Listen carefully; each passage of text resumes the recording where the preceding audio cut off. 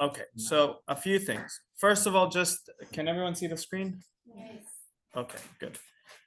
If you can't see the screen, you can join on Zoom and see the screen on your own laptop. Sometimes people like that, okay? Just make sure we don't get into a feedback loop. I was actually watching the tutorial yesterday. Oh, really? Okay, so we'll shut again. So a few things about me. I'm replacing Ro'i, who's been called to Miluim, reserve duty for I don't know how long. Could be 2-3 weeks, or it could be longer. My name is Benjamin. I'm doing my PhD at Michal Ben Shachar's lab. So if you want to look for me, or you can always send me an email, send me a WhatsApp message, or just come look for me at the second floor. Okay. Okay, that's how you can reach me. I wrote office hours after each TA session because I feel like it's comfortable to just stay here and talk. But you don't have to. We can, if you want to set up different office hours, just send me a message. Okay. All right. As you can see, I don't have the time to make presentations, so we're going to be just using a paint board, and we're going to be talking about things. So we'll see. Hopefully, it will work out okay. And then at the end of each session, I'll just copy the board and send it to you guys. Okay.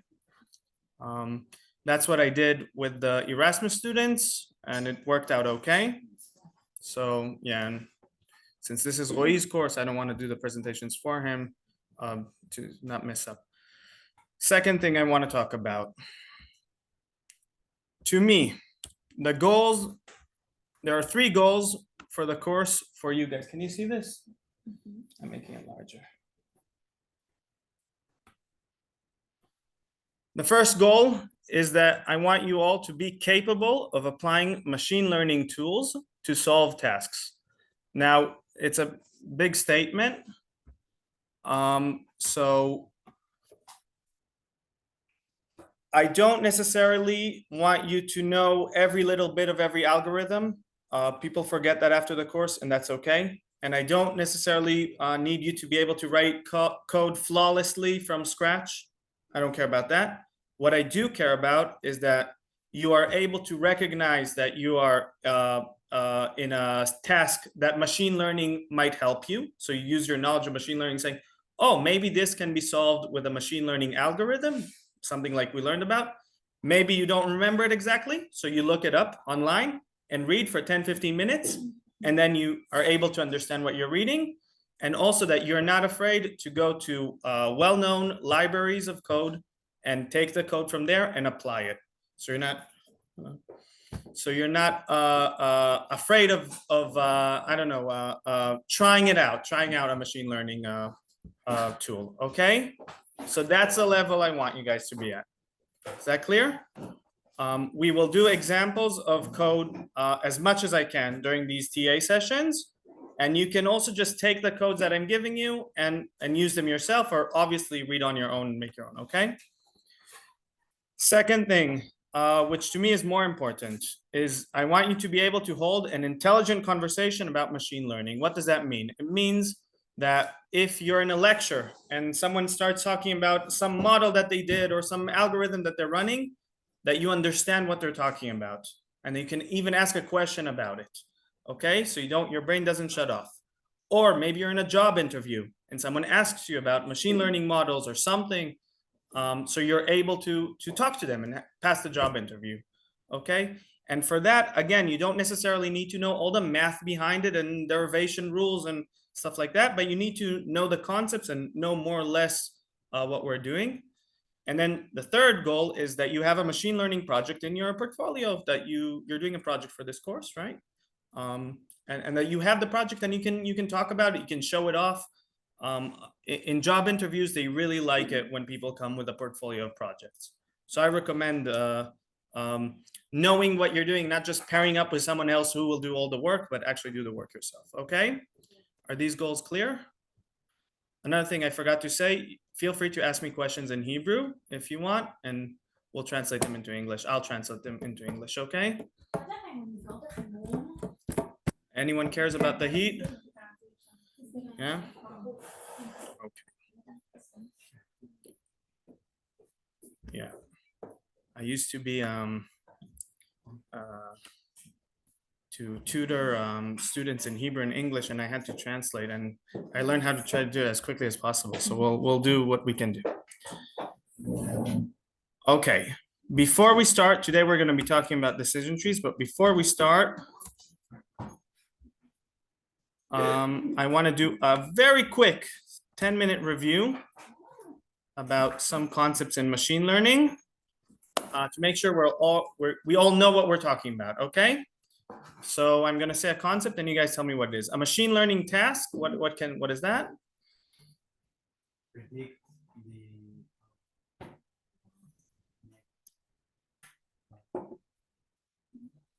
using data to predict new data.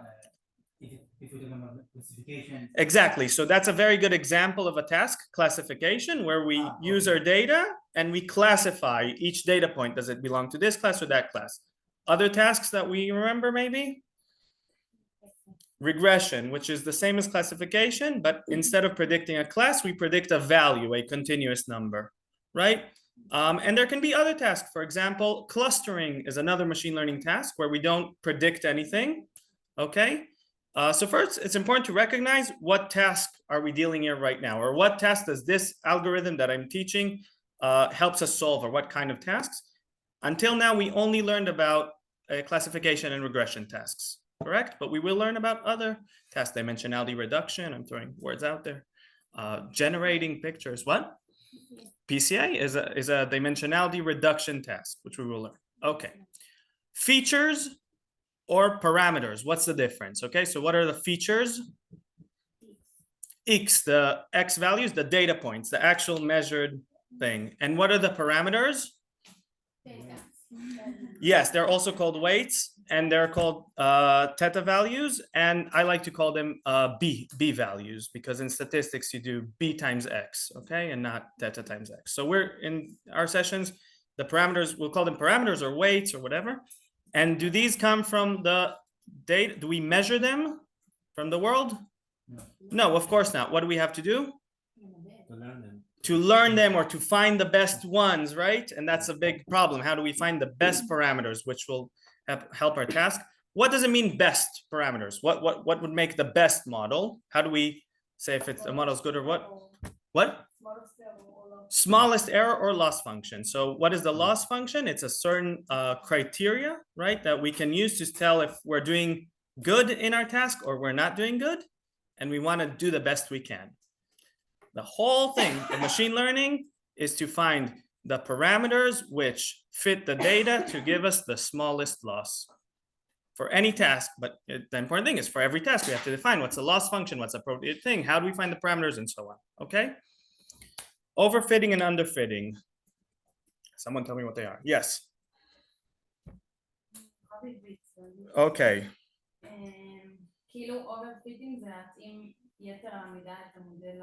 So to fit it too much to the training set, okay. What does it mean the other way around? Yeah, so it means that you don't fit well. You don't do well. Okay, so I'm gonna make it more clear. Overfitting is when you fit too well to your sample data. It doesn't matter if you fit only on the training set, then it's only on the training set. And you're fitting so well to your particular sample that you sampled that it doesn't generalize to other data points, okay? And underfitting means you don't even fit well to your sample. I don't know, your model needs a complicated way to go from the X's to the Y's, and you gave it a simple way and it just can't fit, okay? Awesome. So what do we do to see if we're overfitting or underfitting? We divide the data into training set and test set, which is as you mentioned, and then we train on the training set, and we see that we are fitting enough on the training set, but then we have to test on the test set to make sure that we're not overfitting. Is that clear? Okay, everybody went through this. Supervised versus unsupervised. What's the difference? supervised is when you know the labels. Exactly. So supervised tasks are when you get the X's and a label, usually called a Y or an outcome sometimes, for every data point. And all you have to do is find the relationship from X to Y. And unsupervised is when you don't get a label. So what do you do? Clustering, for example, is the classic unsupervised. So you only get Like if you're X's. finding structure. Exactly. You're finding some structure or some statistics about the data that you have, but you can't map it to an outcome. Excellent. Representation is a loaded word because it means a lot of things in English, but specifically how I will be using it in this class, it means how you use values to represent your data. So if we measure height, our data is measured in, let's say, centimeters. So our representation will be in centimeters, 182, 175, whatever. That's how we present the data, represent the data. What if we are measuring class? Let's say we're measuring if someone is healthy or sick. How do we represent that? Yes, F1, 0, 1 is the numerical representation for a binary class, right? And what if we have a lot of classes? For example, there are many different diagnoses that you can have. How do you represent that? With a vector, yeah? No, so yes, a one hot vector. What are you saying? A weighted vector. It depends. So it could be a weighted vector if there are similarities between. This is, why am I saying this? Because this is, we have to make sure that the models, okay, I'm gonna say it again. The models and the code, they work with numbers. So we have to translate everything into numbers, which makes sense for the models and the code to work with. And that's called representations. But what we will see later on in the course is sometimes a machine learning task will be to learn good representations for our data and then predict based on the good representation. So the representation, as of now, it's only just as we've measured it, but later on we will see more complex ways to represent the data, okay? And the last term is interpretability, which I'm only going to mention, but it's my favorite topic. Has anyone heard about it? Interpretability? Yeah, so how many decisions or like predictions. Yes. And yeah, as long as it's more complex or like neural networks or something, it's harder to. Exactly. Fantastic. So interpretability is the field that we're trying to actually research why the model or what relationship it found or why it decided that this is class A or so on. And the more parameters we have, the more complex the model is, the harder it is to interpret. Okay. And that's the modern machine learning interpretability is a big cornerstone. Okay. Before I go on, so we're done with any questions so far about things? Yes. נגיד אני עושה משהו, כאילו שאני רוצה לעשות לחלק לשני דברים, אז אני צריכה להחליט מראש שזה X, וזה אחד. Yeah, so the question is, if you want to divide it into two things, you have to decide which one is 0 and which one is 1. Yeah, you have to choose which representation you're using. Yeah, because what else would you put in? Would you put in a string to the code? It doesn't usually deal with strings, right? You have to do it yourself. Some codes do deal with strings, but what they do is they convert them easily to 0 or 1 based on which one is earlier in the alphabet.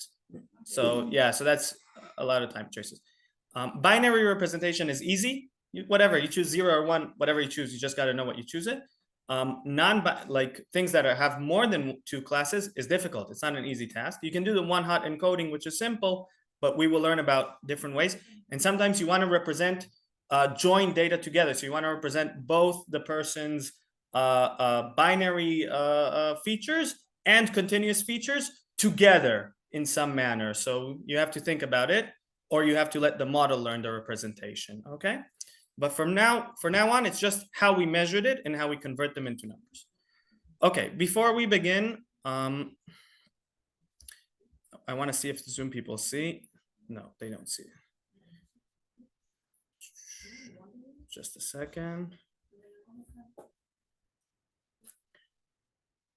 Okay, before we begin, I'm also going to send you a page of helpful links, which mostly link to videos and blog posts about a lot of topics. This was done for the Erasmus students. You don't have to. Okay, so feel free to look in them. I will mention that the StatQuest YouTube channel has answers to everything we're going to learn about. So if you haven't heard of it, you should look it up. Besides that, this is the playlist of all the TA sessions that we had for the Erasmus students that I did. Yeah, so it contains all the topics that we are going through. I think they were pretty good. They're all in English. So feel free to watch them. I'll also send the link. And today we're going to do decision trees. Yeah, and then any more helpful stuff or whatever, I'll make sure to get it to you through the Drive or through the WhatsApp group or anything, okay?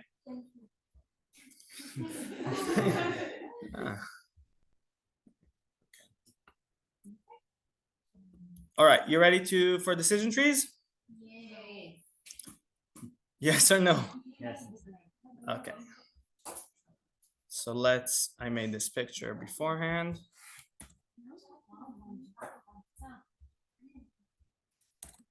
Okay, let's say we have a classification problem.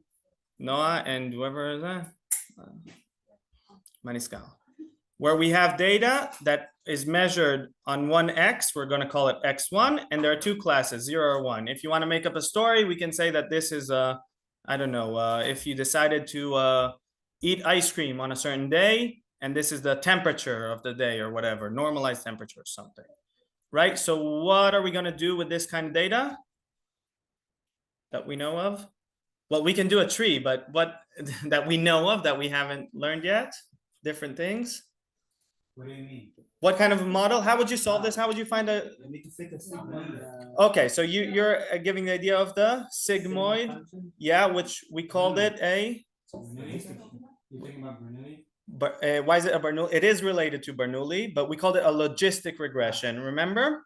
So we can do a logistic regression, which will fit a sigmoid. Remember, and the sigmoid. We want to classify the class 0 or 1 based on X1. So predict the new classes, okay? So find a function, find a way a function which maps, so Y tag is, Y tag equals some function of X1, right? Okay, Y tag is our predicted Y, right? And we want it to be as close as possible to the real Y to have the lowest loss. And we no, because in this example, I just gave you X1. I just gave you one feature. This is the example. If you have more, it will be more complex graph or whatever. But I'm saying let's do one example, right? And the simplest way is to do something like B0, find the parameters B0 plus B1 times X1, right? And then convert that in the sigmoid function, and it will give us a kind of a S-shaped curve that gives us the probability for it to be in class 1. Remember this, right? And then there are two parameters to find, B0 and B1, because in all the generalized linear models, you get as many parameters as you have features, plus the B0 term or the theta 0 term or the bias term, sometimes it's called, right? Remember this. Yes.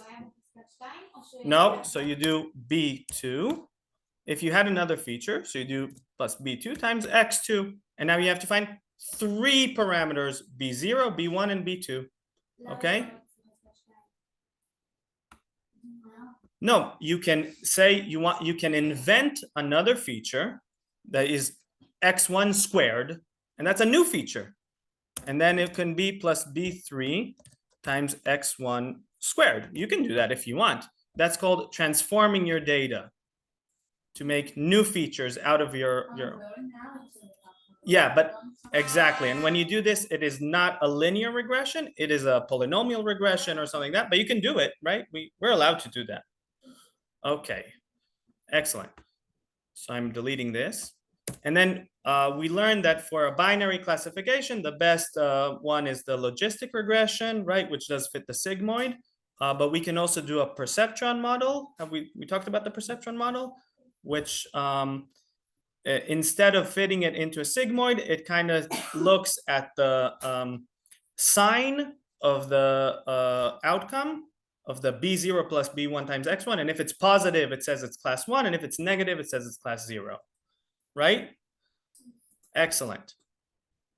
Now I'm gonna give you a new data set. Same problem, same everything. What are we gonna do now? Okay. If we want to make a story about it, it's like, how likely are we to go to the beach based on the temperature, right? So if it's too cold, we're not going. And if it's too hot, we're not going. But if it's in the middle, we are going. No, absolutely not. Why not? Because it's not linear. Wait. A Poisson regression, it doesn't give you a probability to be in a class. It gives you the outcome of the Poisson regression is counts per second. For example, spikes per second or thing. But here we want to predict if you're in class 0 or class 1. We don't have counts. You understand? Okay. Ori, you said a Gaussian? No, I said that the data looks like if we model it, I will model it with Gaussian. But you can't model the data for the two different classes together. You model the data for this class. This is the data for the days you went to the beach, and the data for this class, which is the data you didn't go to the beach, separately. So when you're saying a Gaussian, you're just saying it looks like it could be a bell, but that would be true if the y-axis here was a probability or a count of some sort. But that's not what it is. The y-axis is just what class are you in? Are you in class 0 or class 1? It's meaningless. We could have switched it up. You could, Okay. You could define different bounds in x1, and then you have the low, middle, and high, and then it's easier to split. Fantastic. Okay, so that was a great answer. I'm just going to say, first of all, do we agree why the logistic regression, the sigmoid, is not going to work here? We all see it, right? Okay, so we need something else. And Romy, I think. What's your name? Romy? Yeah. So suggested, let's do a different decision. We're just going to decide we're going to make 2 splits here and here, right? That's your decision. Do you want to give the actual numbers? 0.5, 1.5. And then we do like this. If x1 is less than 0.5, then what do we classify it? Low. Class 0, no go to beach, stay home, whatever, right? And then what's the next thing? If, or we do otherwise, if x1 is bigger than 1.5, then again, no go. And then otherwise you go. So what essentially Romy did is said, let's do a set of nested if statements or conditions that will classify our data. Okay, excellent. So now we're gonna just do the same thing. I don't have, and do I have a Zoom between them? No. Okay. But can I ask this question? Yeah, but I just want to show how it's represented in a tree first and then, okay? So now we're going to represent the same idea in the tree. And the tree asks, the first question asked, is x1 bigger than 0.5? And then we're going to, oh, come on.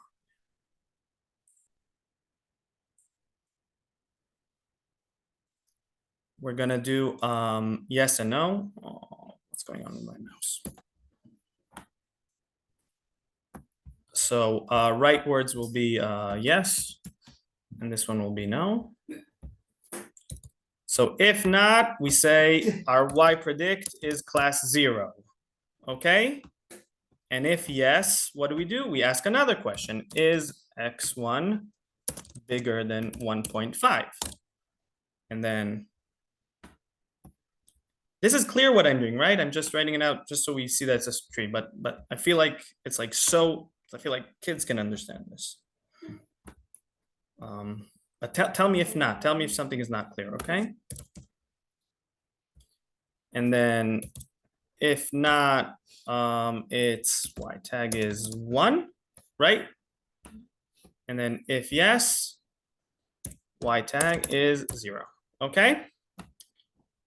I'm making it a little bit smaller again, and hopefully we can see how this tree classifies correctly this data perfectly, okay?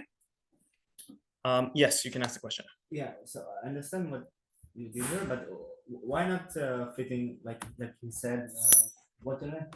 Oh, okay, like already said, like fit in a Gaussian not distribution, but a Gaussian like line or something. And So you're not talking about a Gaussian distribution, you're talking about a Gaussian- function which has a yeah, bell. Yeah, Yeah, so which function has a bell? Like what? I don't know, no, but I'm not sure, but could you like theoretically do this? Yes, if you can find a function. So what you do is you do a polynomial regression of some sort, and then the polynomial regression with all the polynomials or whatever, they Yeah, can be you're gonna fit. They make can the- yeah. fit any complex function. I want to make sure something is very clear. When you fit a function, you get the output anywhere between 0 and 1, right? And this is a classification problem with only two classes, 0 or 1. So like the sigmoid gives you numbers between 0 and 1. So Yeah. your function again would also give you numbers between 0 and 1, and you have to make sure the function gives you numbers close to 0 here Yes. and close to 1 here, right? Yes, and in decision trees, you don't have any probability? No, you classify. You Yeah. just classify? Yeah, this is a decision tree for classification. This is what it is. Now, if you think deeply about what a function is, a function maps from x to y, whatever x is to whatever y. And the decision tree is also a function. It's a stepwise function. It's a piecewise function. For this x, it maps to a low y. For this x, it maps to a high y. And for this x, it maps to a low y. So like underneath the hood, it's all functions, just this function fits the data much better. But instead of trying to find some curve here, which will fit to the probabilities and which So will look you're not really finding the weights, like in decision trees, like. it's Yes, not exactly like- exactly. So what are the parameters in decision trees which are not the weights? You don't have these beta 0 and beta 1 anymore. So what do you have? Yes, no. Yes, no, and The- where to split, where to ask yes, no, right? Because I could have Romy used his human intelligence, natural intelligence to see that 0.5 and 1.5, right? But the artificial intelligence, how can it see that? You need an algorithm to find where these splits are.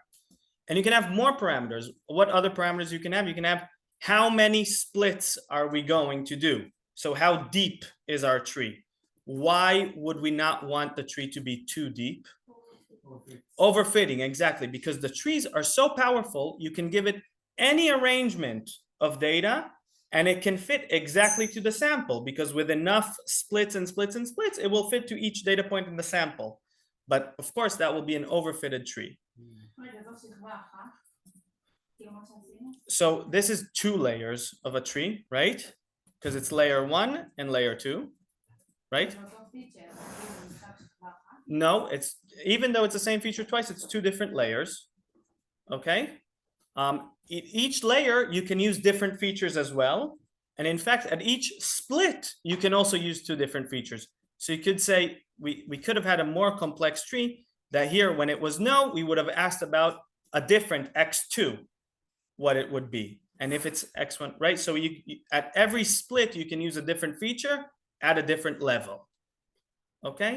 By the way, here x1 is continuous, but x1 could have also been a class, right? Like cold or hot. And then the questions would be, is x1 equal hot, right? Yes, no. Okay, or something like that. Okay. Almost always the splits are binary to yes, no, or something like that.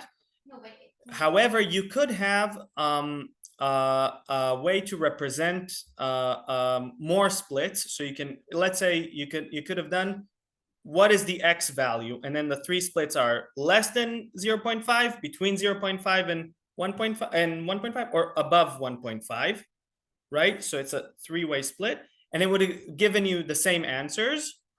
Okay. The reason you do binary trees is because every complex tree, like I described now, with 3 or more options, can also be described by an equivalent binary tree, which will just have more layers. no, but can it be like, is it hot or cold? Won't be yes or no, it will be hot, cold. Yeah, it's the same thing. Think about it, right? It's the same thing. If you say, is it hot? Yes, no, or what is it? Hot, cold. It's the same split, right? Okay. Excellent. I am okay, and now I want to say, do I want to skip now to the ma'am? כאילו בקוד זה סבבה. No, I'll show you the code in a second. Don't worry about it.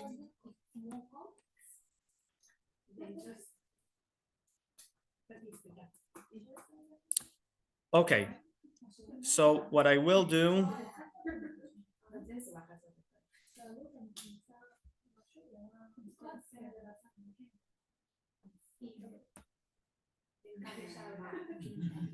okay, so what we'll do is we'll talk about just a little bit how the algorithm works, but we're not going to get too much into it because there are different algorithms, but we'll explain what makes a good split, okay? And then we will talk about next things that we can do with trees, like more complicated things, and then we will do a code demonstration of everything, okay? Yes? Okay. So why is this split at 0.5 a good split? And yes, please. זה חייב להיות כן ולא, שזה יכול להיות פשוט התשובה של הפיצ'ר. אם זה עם קטגוריאלי, אז כאילו, זה יכול להיות פשוט התשובה של הפיצ'ר. So yeah, so the question is, does it always have to be a yes/no split, or can it be what is it of the feature? And if a feature has many classes, let's say hot, medium, cold, can it be a three-way split? So yes, it could be a three-way split, but as I've explained, every tree that can be represented with three-way splits or more can also be equivalently represented with binary splits with just more levels. Okay, so I'll say it again. If you have, for example, a tree that goes hot, medium, cold, you can also represent it with one level that's like hot, not hot, and then medium, cold. So you can always use binary splits to fit, it's equivalent to any tree that you want to fit, okay? So that's why it's common to use binary splits, okay? But you could do a tree that's not binary splits. It's okay. You can do it. Okay. Why was Romi's suggestion of 0.5 a good split and splitting here at 1 not a good split? Exactly. Can you say it in English? You can say it in English. Why? Yeah. Why is this bad? Because it's not good. Make it in the same group, but it's different classes. Yes. So I think the answer that you're trying to say is that what you have remained in the two sides and the two groups don't help you discriminate between class 0 and class 1. So you're split into two separate groups, but it doesn't help me discriminate within the group if it's 0 or 1. 50-50. Yeah, it will be 50-50. It's like what I began with, right? It's not a good split. Okay. So what do I want to do? What is the best split? No, but what in words, like what would be the best split? A split which would make the groups as discriminable, so we can discriminate, which what would mean, are they similar or different? Different, exactly, right? So we want to put all the classes in one group and all the other class in the other group. Now in real data, that almost never happened, that you can do one split and split exactly. Also here, it didn't happen, right? We needed to use two splits to do it. So what do we have to do? But if it was like this, you can do it. No, but you have to use the X value to split it, right? The X is your splitting value. Okay. So what do? We have a measure. It can be thought of as a loss function, which is, does this split give me similar groups, which is not good, or different groups, which is good? The measure is, one of the measures is entropy, which comes from information theory. Another different measure is the Gini index, which comes from economics, I think. And the higher this measure is, the more the groups are different, which means the better split that we did, right? Yeah, but what's the process? Like, where do you begin with? Right, so it's a greedy algorithm. That's okay. I'll explain now. So what we want to do, so now we have a way for each split to say if it's a good split or a bad split, right? Because based on are the groups that it discriminated, are the groups that it separated to, are they different enough? Are they helping me discriminate? Are they helping my entropy? Are they helping my Gini index and so on? And the algorithm, it's called a greedy algorithm. We need to remember this word because a lot of algorithms are greedy, which means we're going to go over all the possible splits at all the possible features and see which one is the best. And that will be our first split. Okay. And then we're going to take the first group and we're going to see if they're all of the same class, we stop there and we say, it's good. This is class 0. This is what happened here. If they're not all of the same class, we're going to look again at all the possible splits through all the possible features. It could be the same feature that we just used, or it can be a different features, right? It could be X1 or X2 or X3 or so on. Which one is the best one? And split it there. And so on until we split our entire tree, okay?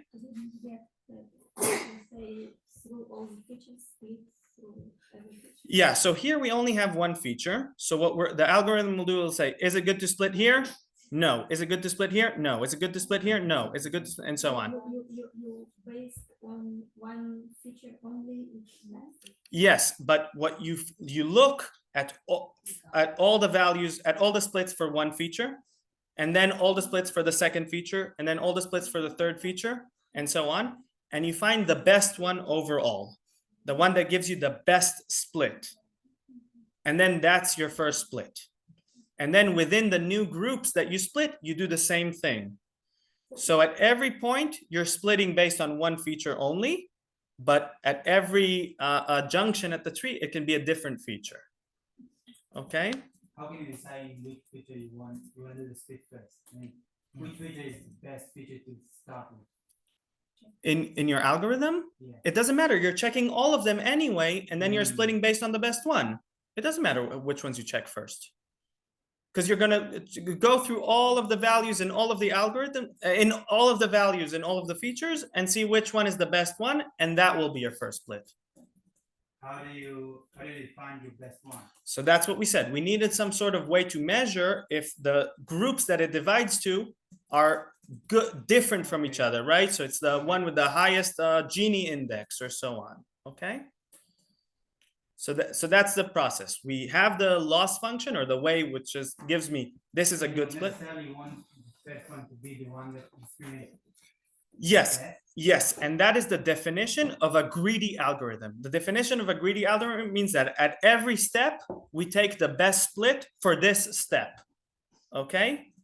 Now greedy algorithms have been known not to always be the best algorithms. The example I give is that in chess, sometimes you have to sacrifice a pawn to win later. A greedy algorithm will never sacrifice a pawn because it says, I want to save the pawn, right? But in decision trees, we use greedy algorithms. That's what we use, because otherwise it's too much to check. Okay? Is it clear? Okay. What's that?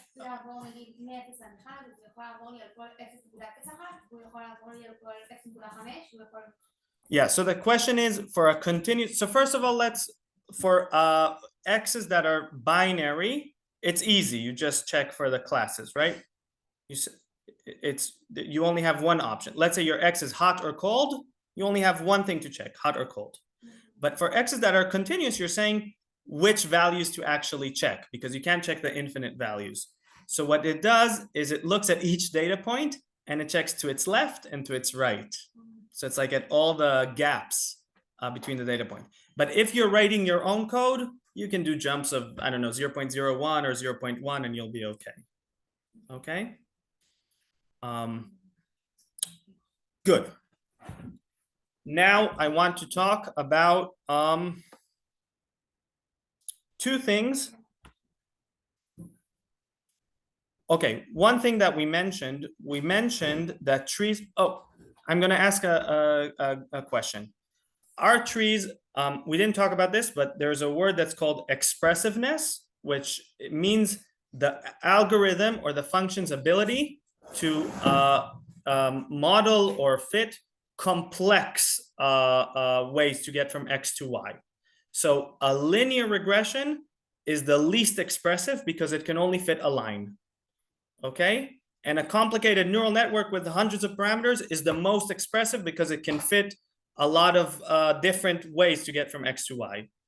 Are decision trees expressive or not so expressive? Like, where would you put them? Yes. So explain. Can you explain why? Depends on the levels thing. Exactly. And if you take enough levels, It can be very expensive. exactly. So decision trees are at the most expressive you can get, because if you take enough levels, you can express any relationship between X and Y. Okay?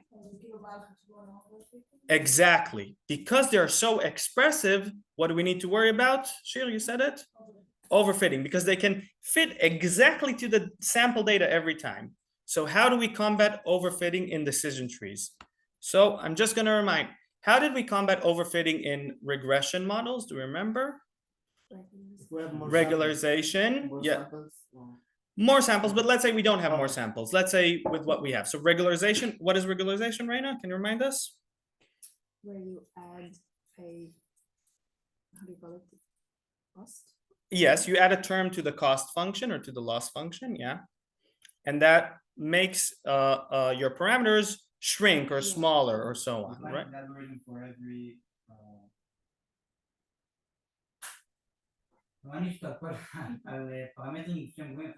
Exactly. So you punish him for high parameters. So we want to shrink the parameters, right? So that was regularization. Here we can't regularize because we don't have parameters. We don't have the beta 1, beta 0, and so on. So how do we regularize, or what do we do? Decide how many splits you're gonna do. Exactly. So that thing is called max number of splits. So you say only go to a certain depth. Don't go any deeper than that. What else can you do? That's the same as the max depth. Yeah, max depth or max number of splits. Yes, it's the same one. What else can you do? You can set a criterion for the, let's say whatever entropy or Gini that has to be above a certain value to split. Exactly. So another thing you can do is you can say when I get to a group, maybe I'll decide not to split it based on properties of that group. So maybe that group has 9 of class 1 and 1 of class 0. So instead of adding another split and overfitting to that particular class 0, which might be a data mistake or whatever, it might just be. So we say stop here. Okay, so it's a stopping criteria that it doesn't have to do with the number of depth or the layers that you go on, but it has to do with what groups you reach. And you want to reach groups that are good enough. And so you don't have to fit to every data point in your sample, okay? And then what I didn't tell you is in decision trees, you can do, these two things and more criteria that you can do in decision trees. They're called pruning, which means cutting the branches of the trees, right? So it's trees, it's pruning. They think it's clever. I didn't invent this word, but you can do pre-pruning, which means ahead of time, before I fit the tree, I decide what depth it will go on to. Or you can go post-pruning, which means I'll fit the tree to whatever depth it needs, and then I'll cut off the lower branches based on what I think, okay? So decision trees give us a lot of flexibility. So they give us a lot of expressibility that we didn't have earlier. That's already good, expressiveness. And they give us a lot of flexibility with how we regularize them, how do we avoid overfitting and so on. And as you will see in the code, they're very quick to run. They're not difficult. It's a good algorithm. But what do you base the maximum number of splits on if you want to do it ahead of time? Yeah, so it's a good question. It really depends on your data. I heard people say 15, 20, so you don't get too many deep trees. But yeah, it's like a little bit like trial and error or magic. Yes, but it more depends on the number of data points that you have, because the number of data points will determine how prone you are to overfitting. Because if you have more samples, as what's your name? Asaf. As Asaf said earlier, if you have more samples, you're less prone to overfitting, so you don't need to worry about it as much. Excellent. So I'm just writing here pre-pruning and post-pruning.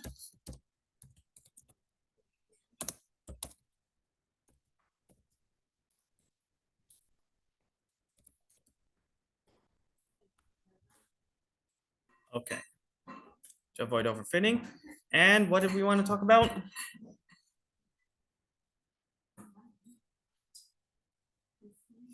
You know what I'll do? I'll show the code for decision trees, and then we'll talk about the evolution of decision trees, because people don't use just decision trees anymore. Oh, beforehand, I want to talk about something, and I remembered.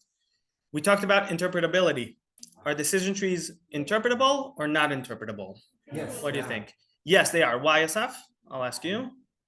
Because you need to follow the decision like the tree, no? Yes, because you can see at every point why it made the decision. And at the end, it said 1. So you're asking, why did it give me 1? Because it was 0.5, 1.5, and so on. Another thing of interpretability is what is sometimes called feature importance. So we ask which one of the features that we give it was most important for the prediction. In the world of the generalized linear regressions, it's very easy to see which one is most important. It's the one that gets the biggest weight, right? But in decision trees, it's not so clear which feature is most important. So what sometimes people do is they say, how many of the splits are based on that feature? And then that says it's the most important. Or how many of the early splits are based on it, because the important features will be used earlier. So in terms of why did the model give me this decision, it's extremely interpretable. In terms of what features were important to go from X to Y, it's semi-interpretable, okay? And I'm not saying it's the first one. I mean, if we say that the first one does the best split, why because if the decision tree uses the first one, the X1 feature for the first split, and then all for the rest of the splits, it uses the X2 feature. So which feature is more important to get from X to Y? It's hard to tell, right? It's hard to decide. If X1 splits the data in the best way, so why can we say that it's because so first of all, we do say that the higher the splits are, the more important they are. Yeah, but you're saying the one that has the first split is the most important, because sometimes we want to talk about which one of all the features taken together is the most important. And the function that it learned a function which uses all of the features, right? But the conditional statement, the if statement, the X1 is the first one. But we don't want to say, oh, it's just the first one that's the most important, because the first one, because it uses the other feature a lot more later. So there's like a balance. Which one do we consider more important? But interpretability, at any rate, is a subjective human thing, right? And we can argue about what is important to us humans, how did it make the decision, or which feature is important, and so on. Okay, we're going to show the code for the decision trees, and then we're going to talk about the next step in decision trees. And then we're going to show the code for that. Okay.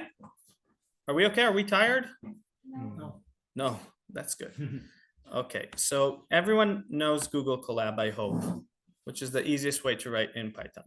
So I'm importing all the libraries first. I'll just say I'm using the sklearn library, which is the library you should be using for all your machine learning needs besides neural networks. And for neural networks, you should be using PyTorch or TensorFlow or a different library. Okay. And then sklearn has a fantastic guide, which says exactly everything we said and much, much more, with examples and with code. So it's very easy to use it. Okay. So I'm importing. Besides the sklearn tree, I'm importing a function which is called train test split from sklearn model selection. And this function, I will use it to split my data into training set and test set randomly. Okay. I don't have any data,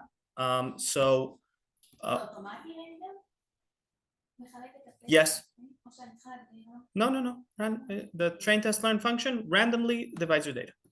So what I like to do is to generate fake data and then try my models on them.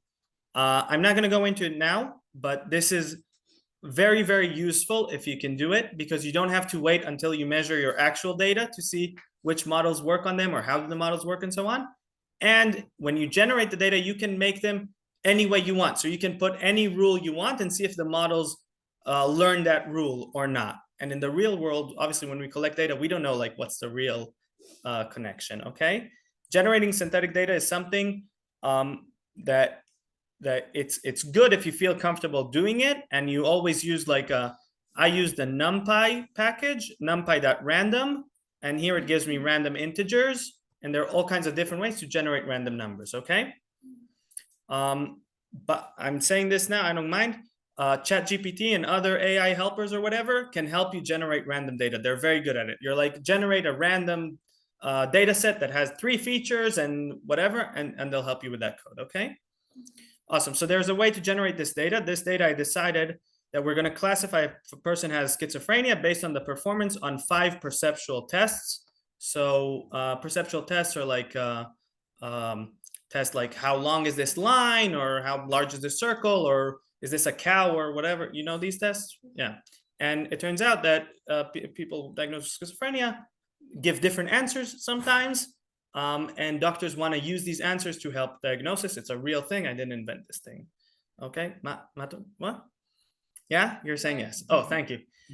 So there are going to be 5 tests, and there's going to be a rule. I'm not showing you what the rule is. We're not going to go through the code because we want to see if the models do the rule. But then at the end, I use the head function of my data set to say, oh, these are the people. I have your just the first 6 people. This is the scores on the test, and this is the diagnosis. 0 is healthy. 1 is has schizophrenia. That's how I represent schizophrenia. Okay. Awesome. And then what I do, split. So is it big? Is it large enough? Do we want to zoom in? Too zoomed. Oh no. Okay, so we split, and if we look at our variables, we'll see that we have the X train, the X test, the Y train, and the Y test. What? So this is how we see I have the X train, which has 800, and the X test, which has 200, because it's split 20%. Okay. Awesome. So here's what we're going to do. In sklearn, I don't know if you learned this. Did you do linear models in sklearn? Linear models? Or anything? Yeah. So what you do is you call an instance of the model, and then you fit it on the data. Remember that logic? Call an instance of the model and fit it on the data. When you call the instance of the model, you can call it with certain hyperparameters or regularization things that you want or not.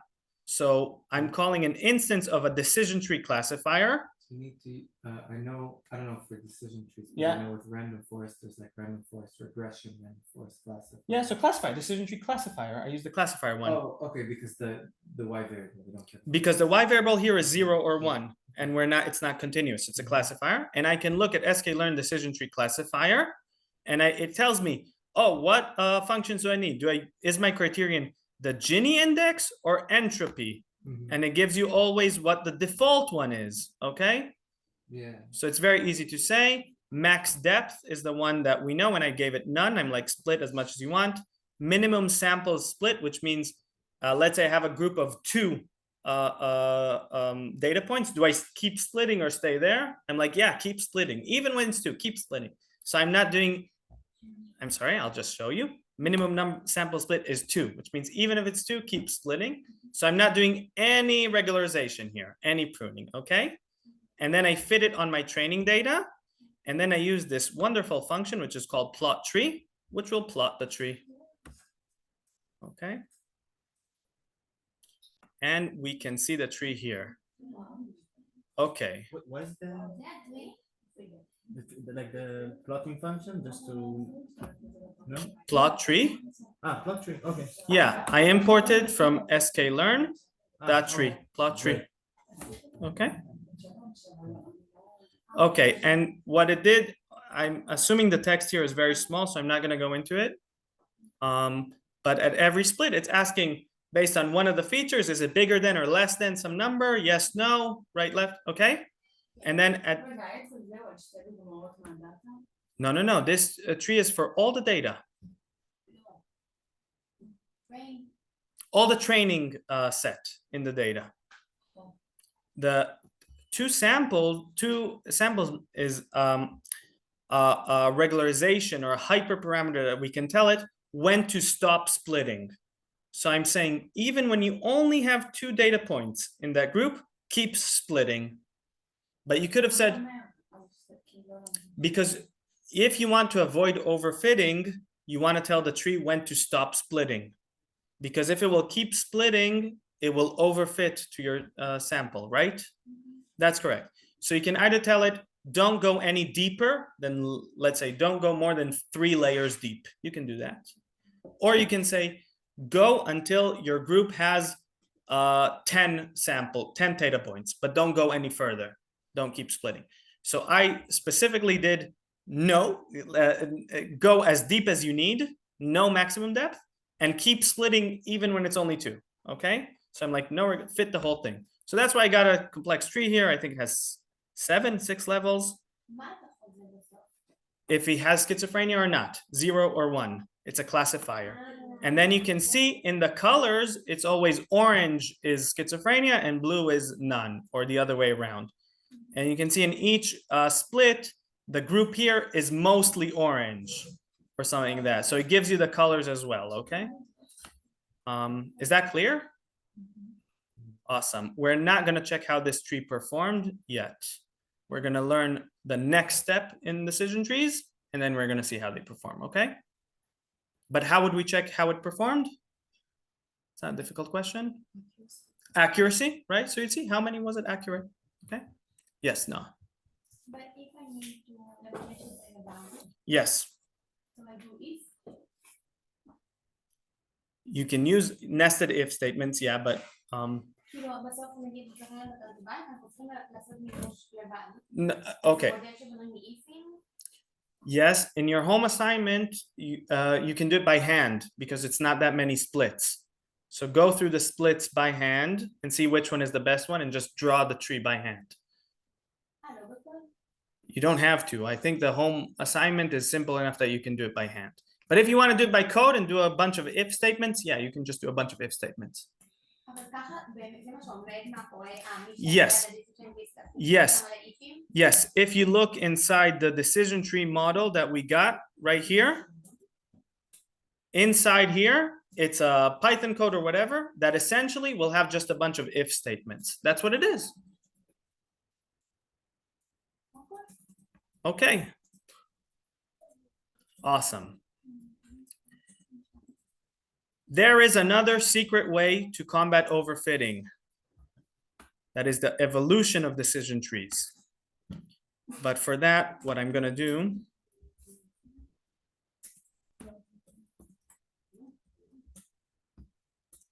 is that I'm going to pretend that we have a data set. I made something in Excel, just fake data set.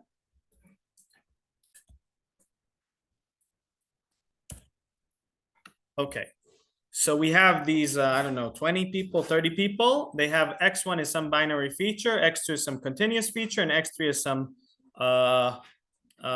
multi-class binary feature, which I have yet to represent. I didn't use representation yet in numbers. However, decision trees can handle string representations because they will just ask at the split, is X3 equal vanilla? Yes, no. So for decision trees, I'm not too worried about it. But if I had to fit a logistic regression, I'd have to transform it somehow with one hot encoding or a different vector encoding. And same thing with Y. Y is not 0 or 1 here. But it's okay because the decision tree at the end can be Y.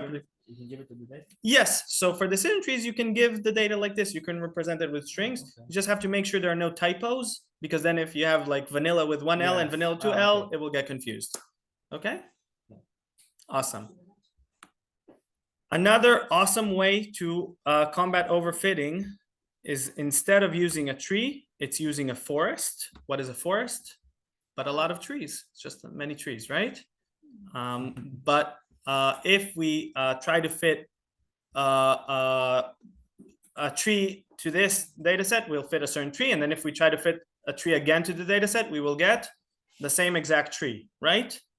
No. Why not? No, yeah, so we will get the same exact tree every time. So we want to do a random forest. So what we do is every time we take a random subsample of our data. So this is the first random subsample, just randomly chose you guys. Actually, you take a random sample of the points and a random sample of the features. So I'm gonna actually also choose, let's say, only features 1 and 2. Okay, and then you fit a tree to this one.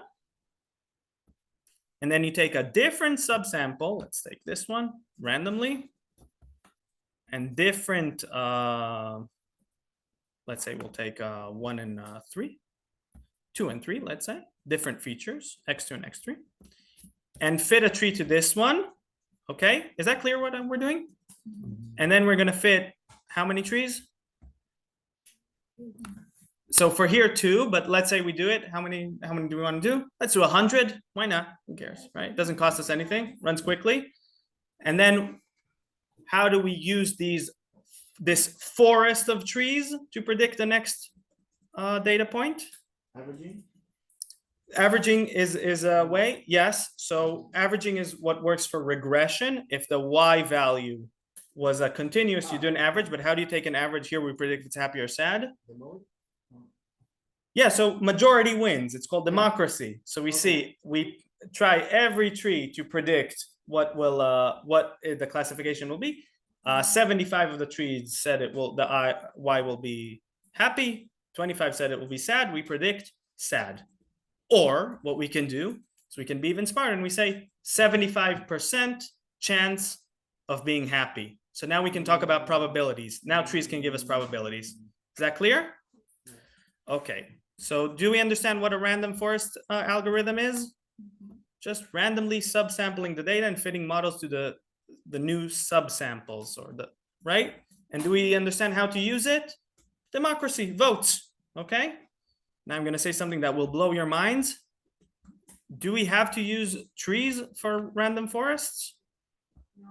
No. What can we do?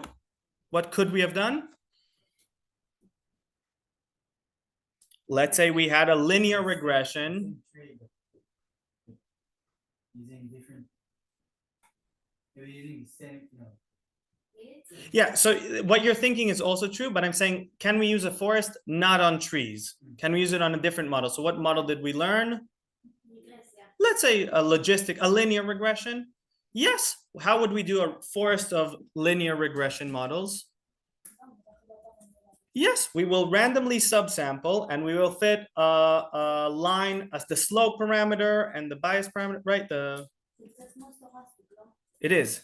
It's exactly stochastic and random is the same word. So anything stochastic is random, anything random is stochastic, okay? It's just one came from Greek, one came from Latin. Okay, so we can have a different subsample and we'll fit different B0s and B1s and we'll have 100 B0s and B1s, right? Because 100 different linear regression models and then we will again do majority wins. So just because it's called random forest, because it's usually used with trees, doesn't mean that we have to use it on trees. You can do a random forest of anything, okay? How is that helping us combat overfitting? You have more data. Yes, you have more data, but it's not exactly new data because it's the same subsample data. You're doing hand motions? What do they mean? Combine, yeah, you combine different things and you can't overfit if there are models in the data that don't see all of the data. well, yeah, you're less likely to overfit. You can still overfit, you're just less likely because you don't see as much of the sample data, right? So it can still could happen that you're overfitting, but you're less likely to. So that's correct. And also you're less likely to be influenced by outlier data points. Because if you have a few data points which are outliers, so in the one tree that we fit, it might be influenced by it, but in like 90 of the 100 trees, they won't be even in the sample, okay? Awesome.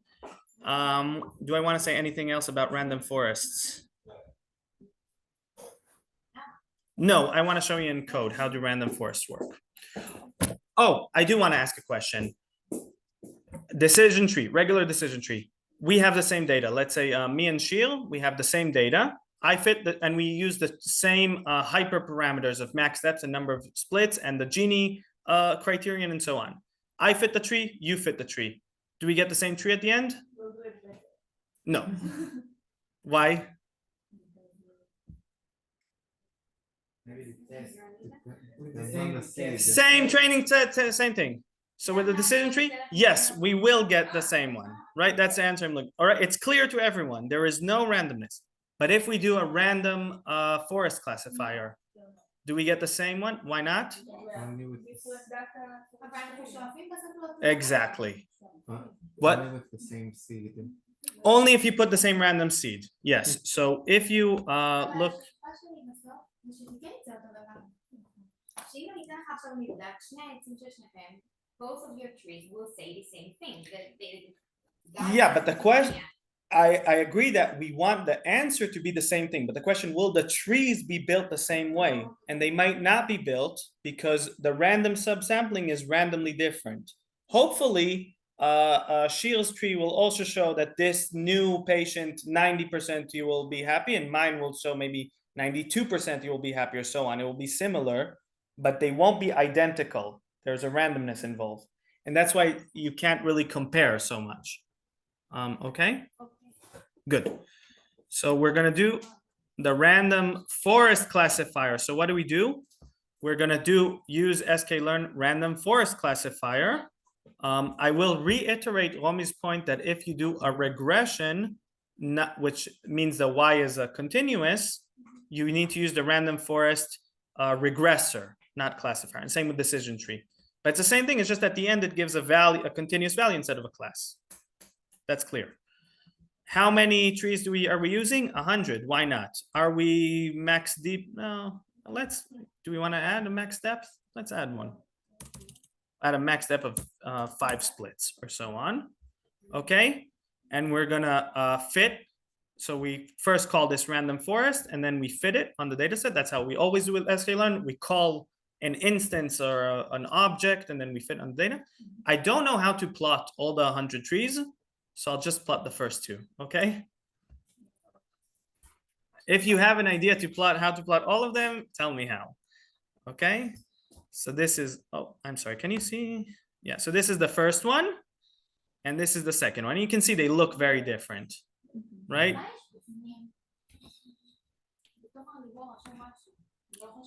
Yeah, so what Noah asked is what's inside the square? And what's inside the square is literally what I did here is like, is x1 bigger than whatever, but it has a little bit more information. It's just, we'll see it later. It's just, you can't see it very well, but we will see it later. It shows like, what is the Gini index score at this split, or how many samples do we have? Like it gives a lot of information, okay? We'll see it soon. We'll see it in this next one, okay? I have a question. Is there anyone who is confused about decision trees or random forests? Yes.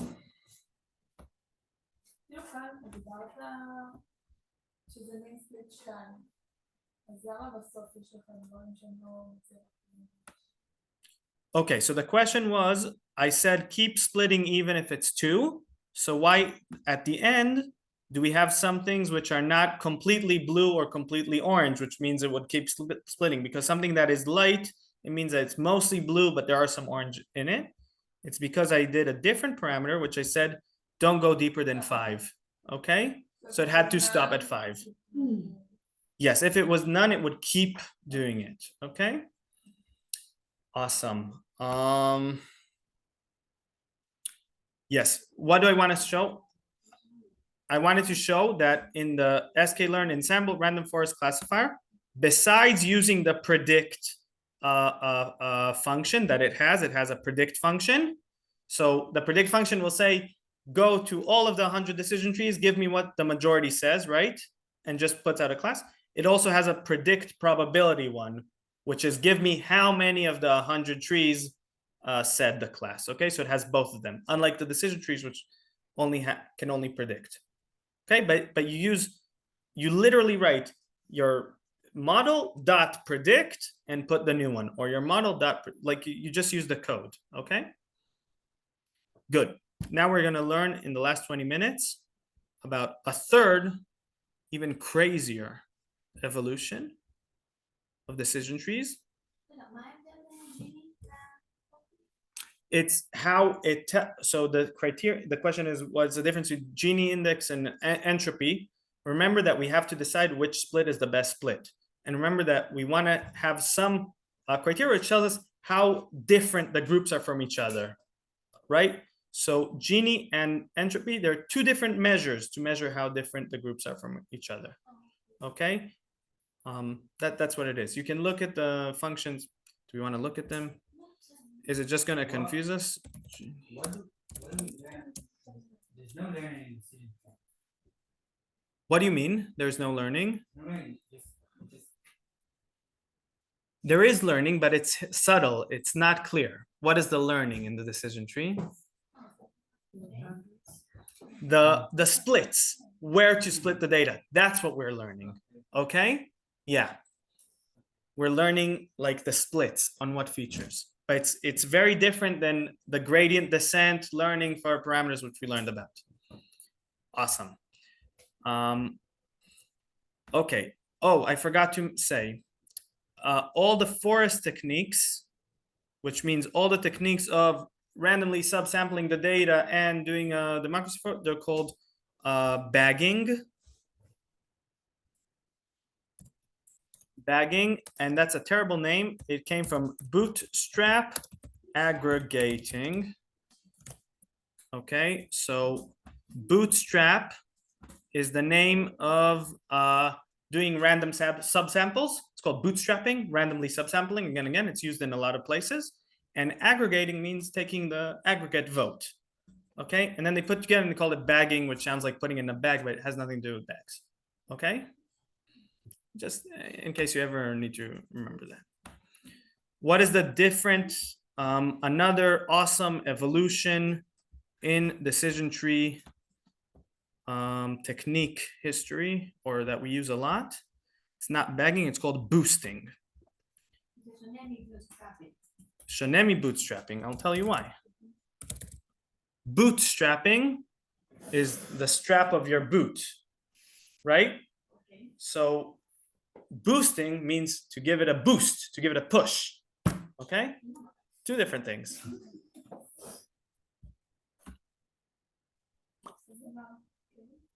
We're going to learn about one boosting algorithm, but there are many. The one we're learning about is called AdaBoost. Okay? But there are many. The idea of boosting is also to create many trees, but each tree should be more focused on correcting the mistakes of the earlier tree.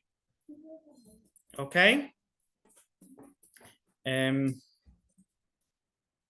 Yeah, I'm just going to go through the algorithm and hopefully it'll be clearer, but I want to explain. And bootstrapping is combining random trees.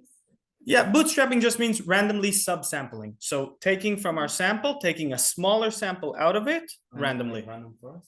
So random forest is a classic example of bagging. Random forest is the best one.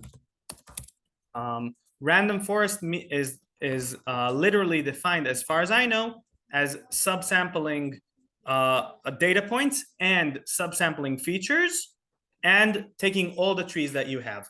But you could have had a forest where you say, oh, I'm doing 1,000 random trees, but only taking the 100 best ones. Right, so you have it's a different forest. It's not random forest. It's like a modified forest, and it's also a bagging technique. So all the techniques where you divide your data into a lot of different subsamples, they're called bagging, and then you fit machine learning models on them. All the techniques where you fit a model to your data, and then you fit a second model which is aimed only to improve the mistakes of the previous model. And then you fit a next model, which is aimed to improve the mistakes of the previous one, and so on. They're called boosting because each model kind of gives a boost to the previous model. Okay? So here's what we're going to do. We're going to invent as if this is our data set.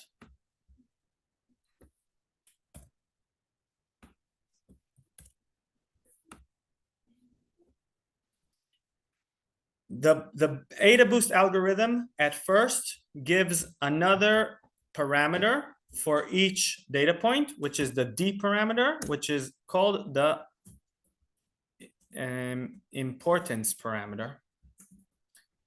So it actually, in the algorithm, they call it the weight parameter, but I don't like using that word weight here because weight is the parameters. It's what we said. Parameters are weights, right? Always said it earlier.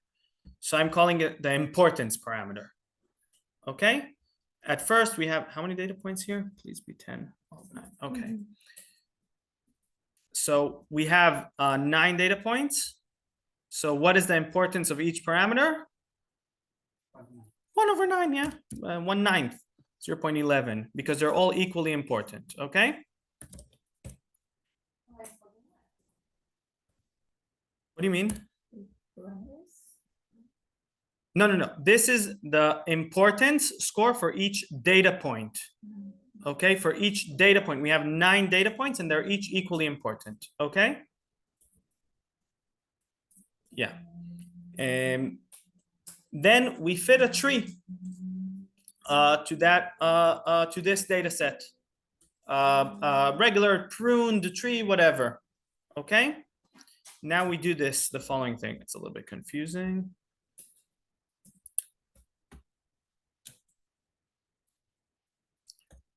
We look at the tree and we say, what is the importance of all your incorrect predictions? Okay, so if the tree fit perfectly, it will have 0 incorrect prediction and it will have 0 error. Okay, but in the boosting, we want the first models to make some mistakes so the next models will help them. So we will restrict the models and they will make some mistakes and they will have some error. Okay. And then that tree gets what's called an amount of say, which is how much their vote is worth. We'll talk about it at the end, which is just half log 1 minus total error over total error. Okay. Is it clear how we fit the tree in here? We see where it is wrong, and then we get the error score for that tree. Yes, it's clear. So I'm going to write, let's say this tree was wrong only on the last 3 samples. So it was wrong. The error, let's do tree 1. Error will be 3/9, which is 1/3. I'm writing 3/9. Okay. And then the it was correct on 6. yes, it was Okay. correct. It correctly classified 6 because it is a tree. It is learning the best one, right? We know what we're doing. And then the amount of say will be somebody can use that function to tell me how much the amount of say is. Half log 1 minus 1/3 over 1/3.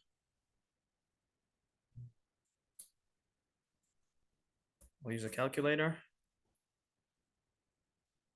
Do we want to just invent a number because I don't want to type it in the calculator? Let's say the amount of say it gets is 2.5. Okay. Okay. Then what we do is this. We go over all the data points and we give them new importance scores. The data points which were classified, let's say the first tree classified these first 6 data points correctly and the last 3 incorrect. This is tree 1. So this I'll write good. How are we going to, V is good. It's okay. We'll write good. And then this is, we'll write oops. What are we going to write? Mistake. Oopsie. Okay. The new importance scores. Points which were classified correctly, do they get, are they more important or less important? Less important. So it's going to be less than 1.9. Let's say it's 1.10. I'll show you in a second how it will be. And points which were classified incorrectly, more. So let's say they'll be 2 out of 9 or so. Okay. However, there's an exact formula for calculating their importance, the new importance score. So I'm not going to invent numbers. And the exact formula is this. This was taken online. I didn't write this. and they wrote update weights, but I don't like weights, so I wrote importance of points in red, okay? The incorrect classifications, you go your previous weight, which was 1/9, times e to the power of the new of the amount of say of the tree. And the correct ones, it's sample weight times e to the power of negative amount of say. And then you will see if you put in the functions that the ones which were classified correctly get lower scores because it's e to the power of negative, and ones which were classified correctly get higher scores because e to the power of positive. Okay? And it always sums to 1. No, and then at the end you have to do a softmax normalization to make it all sum to 1. Do we remember what a softmax normalization is? No. No. Oh no, that's not good. A softmax normalization is a way to take a vector of any numbers and to make that vector sum to 1. Okay? I'll give you the formula because it's important enough that we need to know how to do this. Thermodynamics formula, right? It's this one. Yeah.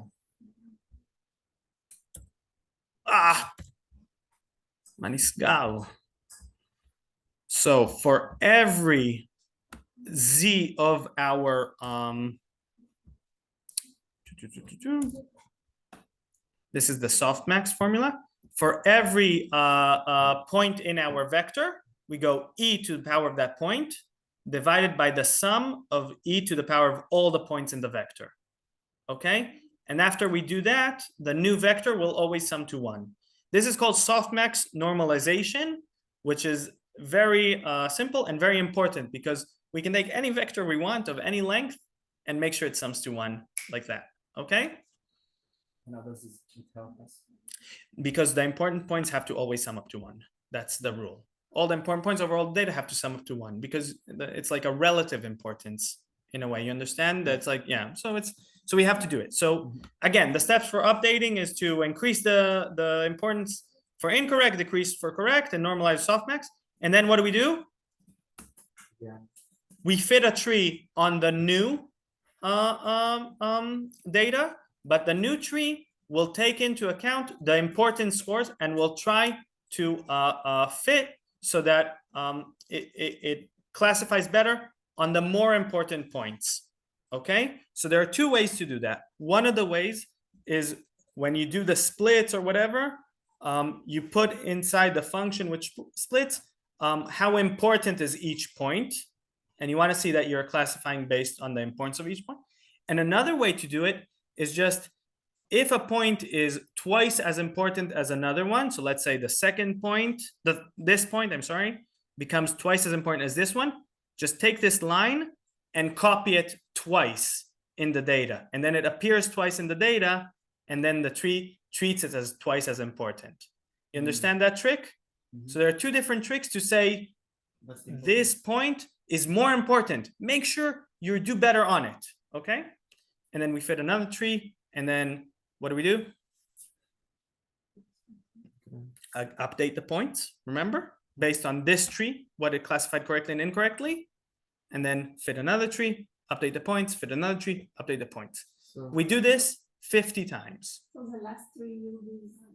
No, so that's a very good question. That's what I was getting to. We do this 50 times and we have 50 trees. How do we predict a new point? Sum of what? No, you're getting there. Of the last one? Of the last ones? No, not necessarily. So almost important point. We said it was for the data points of something. So in the random forest, we had 100 trees and we said just democracy. Who does the majority? Here, we're going to do what's called corrupt democracy. Every tree has a different amount of say.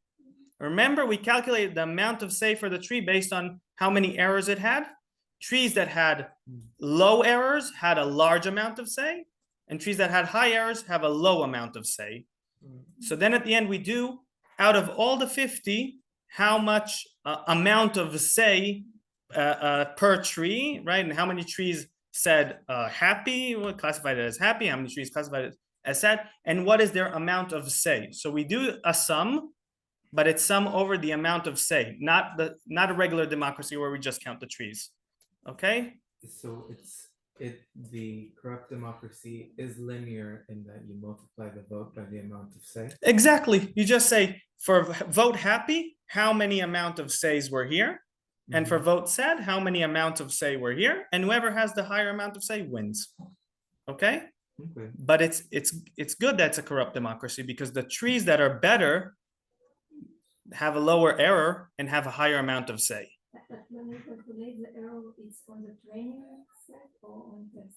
So it's on training. Only on test. Yes, and it will make errors on the training set because we want it to make errors, so the next tree can improve on those errors. Okay. If we have a perfect tree that doesn't make any errors, its amount of say will be infinite. That just comes from the formula. Okay, and then it will be infinitely important. I'm a bit confused because Yes. the way I understand boosting right now, it seems that every tree is like independent. Like, yes, it takes the amount of errors and it gives it to the ones that were incorrect, but then you create a new tree. So what, like, how do I know that this will be a better tree if it's just? Yes. So the new tree, it doesn't just have to split the data. It splits the data based on the importance points of the data. But how, like, it's the same points in this data set, right? Like, they're not exactly the same, but just. Right, but if this data, okay, so let's say we go a lot of iterations and then these get an importance of 0.0001, right, and so on. Where did you say? Zero. Splits data or something? Yes, and then these points get like 0.3. Yeah, but then you just, I see, like, the way I interpret it is like you just have a bigger chance that now the quote unquote good ones end up being the bad ones, and then in the next tree it's flipped again, and in the next tree it's flipped again. That could happen, but it doesn't matter because you get all the trees together. You get 50 trees. Yeah. Half of them will be flipped this way, half of them will be flipped this way, and then we do what we call corrupt democracy. So it will work out. It could happen that the first tree is good for the first 6, and then the next tree is good for the next 2, and then the next tree is good for 1, and then it flips. So it could flip-flop or it could improve. That we don't know what goes on behind the wheels. But yeah, the idea is that every tree focuses on mistakes of previous trees and tries to improve them.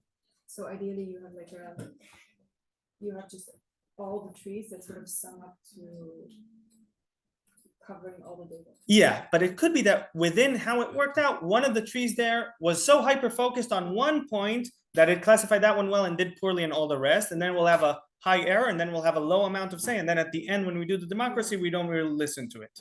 It could happen. It happens a lot. Most of the trees are not that important. Okay. Do we understand what's the difference between bagging and boosting? Can someone explain the difference to me? Someone brave? Yeah.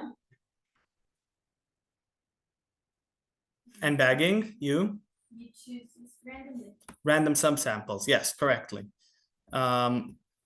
Okay. Last question, trick question. Me and Sheil have the same data and we both are using ADA Boost for 50 trees. Are we gonna get the same 50 trees or not? Depends on the seed. Yes. Wait. Who says no and who says yes? Yes. The question again?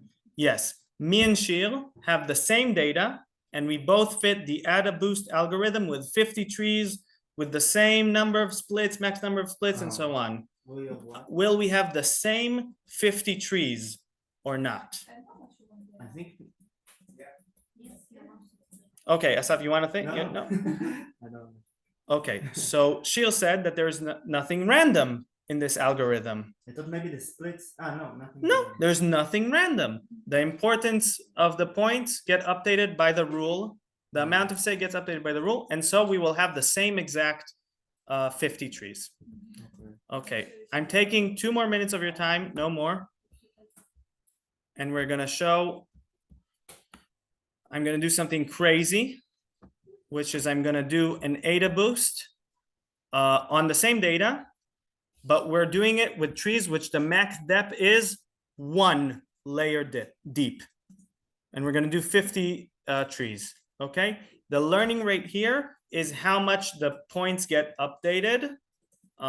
So you could say that you update the points more or less, but in the formulas that I gave you, it's always the sample weight times 1 times e to the power of the amount of say. So it's 1, okay?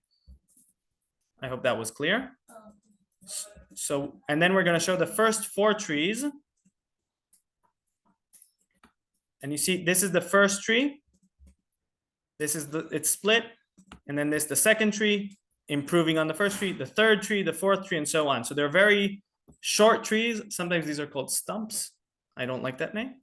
And now, we can answer your question about what are the things that say. So the first thing is it says the criteria, X1 is less than or bigger to 56.5, yes or no.